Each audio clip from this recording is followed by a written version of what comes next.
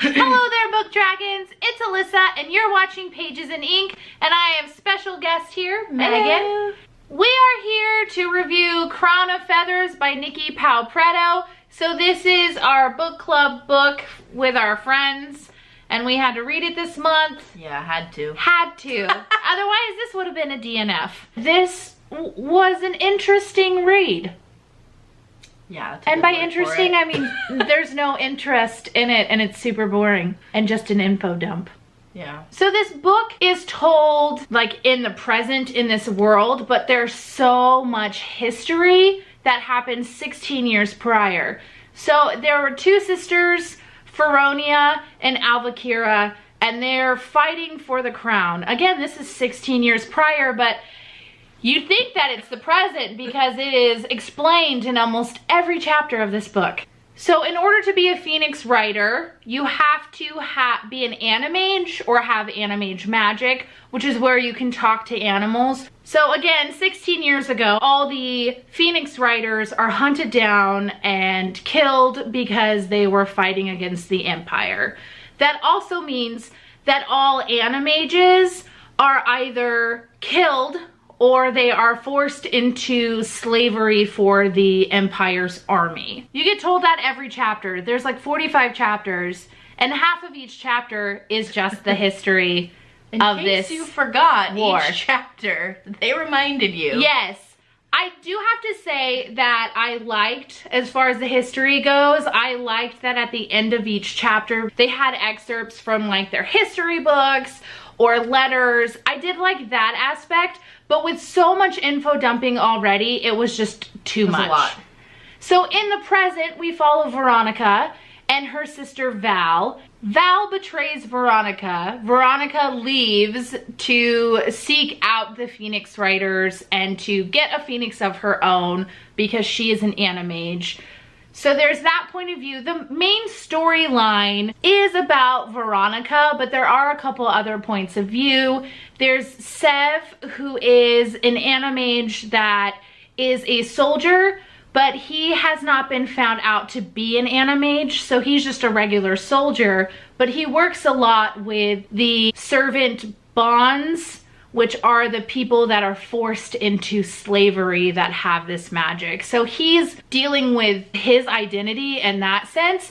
His storyline was my favorite. Yeah. Cade is one of the servant bonds in the army, and I loved Cade. He was a fully developed character, he had dimensions to him, and so did Sev. I loved their storyline. The third point of view is Tristan, and their storylines collide and things happen.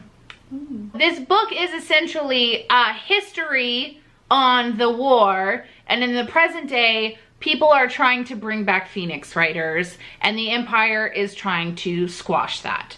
I feel like this book could have been at least 100 pages shorter. Yeah. It was so long and so hard to trudge through. Especially for me, I was struggling. Yeah, so I love world building in a book. I love it. I think it is so good.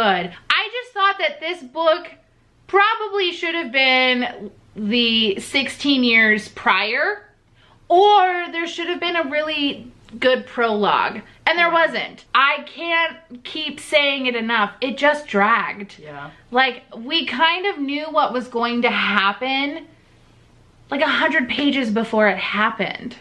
And so I'm just reading about when is this event going to happen, because I heard about this event, one of the events that happens in this book, you learn about it like 200 pages before it actually happens. And you're just waiting for it to happen. I do still love the idea of Phoenix writers. I think that's unique. I think it's new.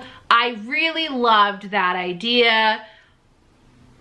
However, there's a certain Phoenix in here named Zafira, who is one of the only like eggs found and emotionally bonds with someone who becomes their Phoenix writer.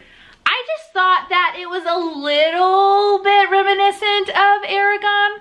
I also have to say that there are certain bonds in this book. So like a phoenix bonds to their phoenix rider.